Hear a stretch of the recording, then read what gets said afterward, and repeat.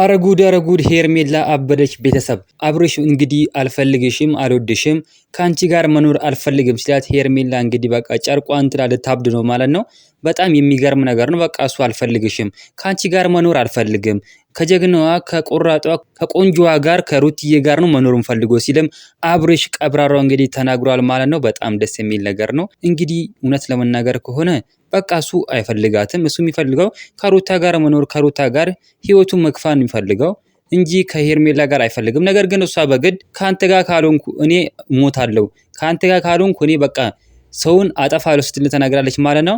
በቃ እኔ ካንተ ጋር ካልሆንኩ ሩታን ነው ማጠፋት ስትልም ተናግራለች ማለት ነው። ያጥፋትና ራሷ ትጥፋና ለምን እንደዚህ ትላለች? በጣም የሚገርም ነገር ነው። እንግዲህ እናንተ ምን ትላላችሁ? ሐሳብ አስተያየታችሁን ኮሜንት ላይ ማስቀመጥ እንዳትረሱ።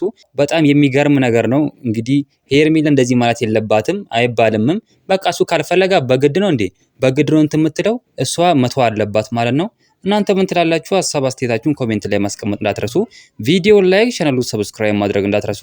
በሌላ ቪዲዮ እስከምንገናኝ በያላችሁበት የዓለም ዳርቻ ሰላማችሁ ብዝት ይበልልኝ። ደህና ሁኑልኝ።